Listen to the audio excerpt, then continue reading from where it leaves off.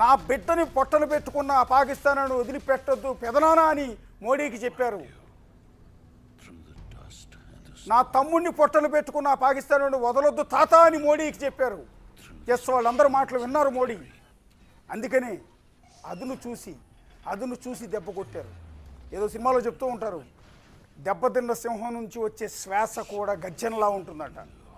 దెబ్బతిన్న సింహం నుంచి వచ్చే శ్వాస కూడా గర్జన మాదిరిగా ఉంటుందంట. ఇవాళ మన పరిస్థితి అదే, దెబ్బతిన్న సింహాలం మనం. అందుకని ఒక భారతీయుడిగా నేను రగిలిపోతూ ఉన్నాను. నన్ను చూసి మీరు హేళన చేయొచ్చు, ఏంటి వీడి ఓవర్ యాక్షన్ అని. ఓవర్ యాక్షన్ కాదు, నిజంగా హార్ట్లోంచి వస్తున్నది. మన వాళ్ళు అంత దారుణంగా అంత కిరాతకంగా కాల్చి చంపిన రోజే అనిపించింది. నాకు ఒక తుపాకీ వేస్తే నేను బోర్డర్ దగ్గరికి వెళ్ళి కాల్చేస్తానని. నేను నా ఒక్కడికి అనిపించింది కాదు, ప్రతి ఒక్క భారతీయుడికి అనిపించింది. ఇవాళ నేను ఆ మాటలు వింటున్నా, టీవీ చూస్తున్నా, ప్రతి ఒక్కరికి కూడా అదే అనిపించింది, ఖచ్చితంగా అనిపించింది. బాధపడ్డాం, కండెంట నీళ్లు పెట్టుకున్నాం, ఆవేదన చెందాం. సో ఆవేదన చెందిన మన గుండెలకి మనశ్శాంతిని కలిగించింది ఇవాళ జరిగిన దాడి. అందుకని ఇంతలా 14 రోజుల క్రితం సరిగ్గా మంగళవారం సాయంత్రం ఈ అటాక్ జరిగింది. సో అదే 14 రోజుల తర్వాత బుధవారం రాత్రి అదే మంగళవారం రాత్రి అర్ధరాత్రి ఏదైతే వాళ్ళు మంగళవారం సాయంత్రం దాడి చేశారు, 14 రోజుల తర్వాత అదే మంగళవారం అర్ధరాత్రి మనం అటాక్ చేశాం. బదులుకు బదులిచ్చాం. ఒక చెంప కొడితే రెండో చెంప తీసాం. ఎవడ పార్టీ ఏదో ఏరుకోవడానికి వారం రోజులు పట్టే విధంగా చేసాం, విధ్వంసం చేసి వచ్చాం. చెప్పరు పాకిస్తాన్ ఎంతమంది చచ్చారో చెప్పరు. ఒకసారి మన తెలుగు ప్రజలు ఏమంటూ ఉన్నారు, ఒకసారి తెలుగు ప్రజల ఒపీనియన్ తీసుకుందాం. పీసీఆర్ ప్లే చేయండి. భారత ప్రధాని మోడీ తీసుకున్న నిర్ణయంతో భారతీయులంతా కొంత ఆనందం వ్యక్తం చేస్తున్న పరిస్థితి. పహల్గామ్లో 26 మందిని అన్యాయంగా ఉగ్రవాదులు చంపిన తర్వాత అప్పటి నుండి కూడా భారతీయులంతా కొంత ఆవేదనతో ఉన్నారు. అసలు ఎందుకు ఈ విధంగా భారతీయుల్ని, అసలు ఏ సంబంధం లేని వారిని అత్యంత పాశవికంగా హత్య చేయాల్సి వచ్చిందనే దాని మీద కూడా దేశవ్యాప్తంగా చర్చ జరిగింది. మోడీ ఏం చేస్తారు, ప్రధాని మోడీ ఏ నిర్ణయం తీసుకోబోతారనే దాని మీద అందరూ సర్వత్రా ఎదురు చూశారు. ఇప్పుడు ఆపరేషన్ సింధూర్ పేరిట తీసుకున్నటువంటి ఈ డెసిషన్స్తో మొత్తం 9 ఉగ్రవాద స్థావరాలపై భారత్ దాడి చేసింది. అసలు దీని మీద ఏం ఫీల్ అవుతున్నారు అనే దాని మీద కొంత మాట్లాడించే ప్రయత్నం చేద్దాం. సరే, ఏంటి ఇది ప్రతీకార దాడి కింద చూడాల్చా? ఈ దాడి ఏ విధంగా అనిపిస్తుంది మీకు? అందరికీ నమస్కారం అండి. ఈరోజు భారతదేశ ప్రజలందరూ తలెత్తుకుని తిరిగేటువంటి రోజు, పట్టిన రోజు. ఎందువల్లంటే మొన్న రీసెంట్గా మన ప్రయాణికుల్ని కాశ్మీర్లో పహల్గాంలో అమాయకులైనటువంటి విహారయాత్రకి వెళ్ళిన ప్రయాణికుల్ని అన్యాయంగా పట్టున పెట్టుకుని మతం అనే స్విచ్ అడ్డు పెట్టుకుని మనందరినీ దేశ సమగ్రతను దెబ్బతీయడానికి ప్రయత్నం చేశారు. కానీ దాని అందరినీ మన దేశ పౌరులు, ముఖ్యంగా మన ముస్లిం సోదరులు కూడా దాన్ని ఖండించారు. వారు కూడా నిరసన తెలియజేసి భారత ప్రభుత్వానికి వారి యొక్క సంఘీభావం తెలియజేశారు. అది ఆ విధమైనటువంటి ఘటనని ప్రతీకార చర్యగా కాకుండా దీన్ని ఎవరైతే దాడి చేశారో తీవ్రవాదుల యొక్క స్థావరాలని, పాక్ ఆక్రమిత కాశ్మీర్లో తీవ్రవాదుల యొక్క స్థావరాల వరకే మన యొక్క భారత సైన్యం ధీరోచితంగా వారి యొక్క దాడిని చేసి వారిని మట్టుబెట్టారు. అంతేగాని వారి యొక్క దేశ పౌరులను కానీ వారి దేశానికి కానీ ఇబ్బంది లేకుండా ఓన్లీ స్థావరాల మీదే చేసి ప్రపంచ దేశాల యొక్క సానుభూతిని, సంఘీభావాన్ని కూడా మన భారతదేశం సంపాదించగలిగింది. భవిష్యత్తులో కూడా ప్రపంచం అంతా కూడా దీన్ని ఖండించాలి కూడా. రేపు మన భారతదేశం చేసేటువంటి ఈ యొక్క దాడి ముఖ్యంగా తీవ్రవాద మీద, వారి యొక్క స్థావరాల మీద, పాక్ ఆక్రమిత మీద కాశ్మీర్లో మాత్రం జరిగింది. వారి పాకిస్తాన్ మీద కానీ వారి యొక్క దేశ పౌరుల మీద కూడా చేయరు కూడా. భారత ప్రభుత్వం అటువంటి నిబద్ధత గల భారతదేశం, సమైక్యవాద దేశం మంది. భవిష్యత్తులో కూడా ఇలా జరగవు. ప్రపంచ దేశాలను కూడా మన అన్నం ఉన్నందుకు వారికి కూడా ధన్యవాదాలు చేస్తూ భారతదేశ ప్రజలందరూ కూడా తలెత్తుకునే రోజు. భారత ప్రధాని గారు ధీరోచితంగా వారి యొక్క ధైర్యంతో భారతదేశ ప్రజల యొక్క ఆకాంక్షలకు అనుగుణంగా వాళ్ళ తీవ్రవాదులను మట్టుబెట్టి వారి యొక్క ఎవరైతే అమాయకమైనటువంటి విహారయాత్రికులైన ప్రయాణికులు చనిపోయారో ఆత్మశాంతి కలిగే విధంగా వారి కుటుంబ సభ్యులు ఒక ఆనందం కలిగే విధంగా చేశారు. కాబట్టి మనందరం కూడా భారతదేశ ప్రధానమంత్రి మోడీ గారికి, భారతదేశానికి మనందరం కూడా సంఘీభావం వారి యొక్క తెలియజేసి మనందరం కూడా దీనికి వెనకమాల సమర్థత తెలియజేయాలని కోరుకుంటూ నమస్కారం. ఎట్లా చూస్తారు ఈ దాడి? ఎట్లా చూస్తామని కాదు, 9 స్థావరాలు చేశారనేది చాలా తక్కువ. కంప్లీట్గా మొత్తం తీవ్రవాదులు స్థావరాలు ఎన్నో తీవ్రవాది అనేవాళ్ళు లేకుండా చేయాలి. అది భారతదేశం యొక్క లక్ష్యంగా పెట్టుకోవాలి. మొత్తం పీఓకి ఖాళీ చేసి శత్రువు ఇవ్వడం మన దాంట్లో ఉంటే అది మనకి నామోషినే. వాళ్ళకి ఈ వంక మీద అయినా సరే మతం పేరు మీద విడదీశారు కనుక అది ఖాళీ చేసి మన సైన్యాన్ని అక్కడ పెట్టుకుంటే ఎప్పుడు నష్టం జరగదు. మన ప్లేస్ ఇంకొకటికి ఇస్తాడు, రేపొద్దున ఇంకోటి వస్తాడు వాళ్ళకి అప్పచెప్తారు. వీళ్ళు ఎప్పుడైతే బలం తక్కువగా ఉందో ఇతరులకు అప్పచెప్పేస్తారు ఆ ప్లేస్.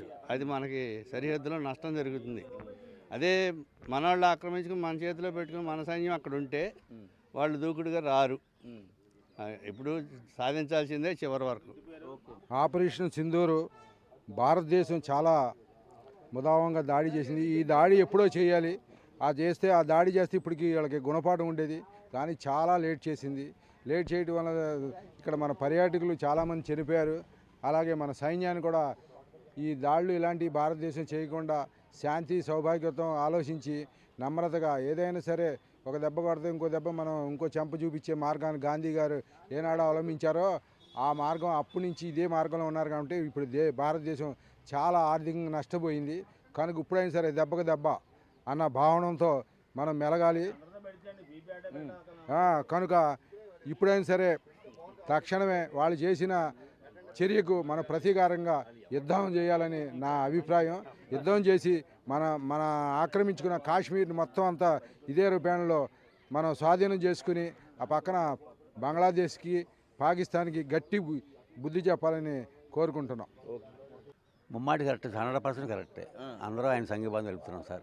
మొత్తం భారతదేశం అంతా ఆయన సంఘీభావం తెలపాల్సిన సమయం వచ్చింది. అందరం ఆయన సంఘీభావం రెడీగా ఉన్నాం సార్. అవసరం దేశచర్యకైనా సిద్ధంగా ఉన్నాం. దేనికి వెనకాడలేదు సార్. నా వయసు 73 సంవత్సరాలు. చాలా మంచి పని చేశారు మోడీ గారు. చాలా సంతోషం. అయితే మొత్తం మీద చూసుకుంటే ప్రధాని మోడీ తీసుకున్న నిర్ణయానికి ఇటు దేశవ్యాప్తంగా సర్వత్రా హర్షం వ్యక్తం చేస్తున్నారు. మరోపక్క చూసుకుంటే కనుక కేవలం పాకిస్తాన్ ఆక్రమిత ఉగ్రదాడుల మీద మాత్రమే, ఏదైతే ఉగ్రవాద స్థావరాలు ఉన్నాయో వాటి మీద మాత్రమే భారత్ దాడి చేసింది తప్ప పాకిస్తాన్ ప్రజల మీద, పాకిస్తాన్ ఆస్తుల మీద ఏ విధమైన దాడులు చేయలేదు. ఇది పాకిస్తాన్ గుర్తించాలి. కేవలం ఏదైతే పాక్ ఆక్రమిత ఉగ్రవాద స్థావరాలు ఉన్నాయో 9 స్థావరాల మీద ఆపరేషన్ సింధూర్ పేరుతో చేసినటువంటి ఈ దాడి తప్పనిసరిగా పహల్గామ్లో చనిపోయిన ఎవరైతే 26 మంది పర్యాటకులు ఉన్నారో వారి అందరికీ కూడా ఆత్మ శాంతించే విధంగా ఉందని కూడా ఇక్కడ పశ్చిమ గోదావరి జిల్లా, ఉమ్మడి పశ్చిమ గోదావరి జిల్లా వాసులు అభిప్రాయపడే పరిస్థితులు అయితే ఉన్నాయి. Cameraman Bhagyarath Sagar, big TV, Eluru నుండి. అది ప్రజల ఒపీనియన్ చూశారు కదా. ఒక్కొక్కళ్ళు నరాలు మాట్లాడుతూ ఉంటే నరాలు పొంగుతున్నాయి. ఇక్కడ నరాలు పొంగుతున్నాయి ఆవేశంతో. చేసిన పని కరెక్టే అంటూ ఉన్నారు. ఇందాక నేను చెప్పినట్టుగా నరేంద్ర మోడీని అక్కడ చనిపోయిన వాళ్ళలో నా బిడ్డ చనిపోయాడు అన్నయ్య అని చెప్పి నరేంద్ర మోడీకి విన్నవించుకుంది ఒక తల్లి. నా తమ్ముడు చనిపోయాడు బాబాయ్ అని ఒక కుర్రాడు నరేంద్ర మోడీకి అప్పీల్ చేసుకున్నాడు. నా చెల్లెలు నా అబ్బాయి చనిపోయాడని ఇంకొకరు నరేంద్ర మోడీకి అప్పీల్ చేసుకుంటే వాళ్ళందరి మొర విన్నారు. కాబట్టే ఈ దాడి వాళ్ళ అందుకని జై హింద్, భారత సైన్యానికి జై హింద్ చెప్పాలి. ఒకసారి దాడి జరిగిన తీరు, దానికి సంబంధించిన వీడియోస్ కొన్ని వస్తూ ఉన్నాయి. ఎక్కడెక్కడ భారత సైన్యం ఎయిర్ స్ట్రైకులు చేసింది అనేది మీరు ఒక మొదటి 2, 3 మొత్తం చూస్తే అంటే ఉగ్రవాద శిబిరాలపైన, లష్కరే తోయిబా ప్రధాన కార్యాలయం పైన, జైషే మొహమ్మద్ కార్యాలయం పైన జరిగిన దాడులు, ఏదైతే ఎయిర్ స్ట్రైక్స్ జరిగాయో, ఏవైతే మిసైల్స్ దూసుకెళ్ళాయో అవన్నీ కూడా పాయింట్లన్నీ మీకు ఇక్కడ చూపిస్తూ ఉన్నాం. చూడొచ్చు. మొత్తం 7 చోట్ల జరిగినాయి కదా. 7 చోట్ల వితిన్ సెకండ్స్లో జరిగిపోయాయి. గంటల టైం తీసుకో దీనికి. వితిన్ సెకండ్స్ 128కి వీడియో పోస్ట్ చేశారు, 144కి ఈ దాడి జరిగిపోయింది. అంటే సెకండ్ల వ్యవధిలో దూసుకుపోయే మిసైల్స్ అన్నీ కూడా భారత శక్తి ఏంటి అనేది, భారత క్షిపణుల శక్తి ఏంటి, భారతీయుల పవర్ ఏంటి, మనం దెబ్బ కొడితే ఏ రకంగా ఉంటుంది, మనం ఎదురు తిరిగితే ఏ రకంగా ఉంటుంది అనేది ఇక్కడ ప్రూవ్ చేసింది. మొత్తం 7 చోట్ల ఏ రకమైన స్ట్రోక్స్ జరిగాయో, ఏ రకంగా స్ట్రైక్స్ జరిగాయో, ఎక్కడ బీభత్సం జరిగిందో అదంతా కూడా మీకు దృశ్యాల్లో చూపించారు. ఒక్కసారి మళ్ళీ ఆర్మీ రిలీజ్ చేసిన ఆ వీడియో ప్లే చేద్దాం. ఒక్కసారి చూడండి. అందరూ మళ్ళీ సైన్యానికి చెప్పండి, జై హింద్ చెప్పండి, జై హింద్ అని చెప్పండి. ఖచ్చితంగా చెప్పాల్సిన సందర్భం, మనందరం అండగా నిలవాల్సిన సందర్భం ఇది. మనందరం ఒక్కటే నిరూపించుకోవాల్సిన సందర్భం. భారీ విపత్తును మనం ఎదుర్కోబోతున్నాం. ప్రపంచంలో ఉగ్రవాదాన్ని ఏరివేయాలి.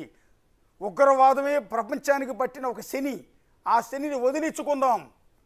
దానికి మోడీ ప్రయత్నాలు చేస్తున్నాడు. మనం అండగా నిలుద్దాం. ఇవాళ ఉగ్రవాదులు మన వాళ్ళని చంపిన వాళ్ళకి ఆత్మకి శాంతి కలిగించాలి.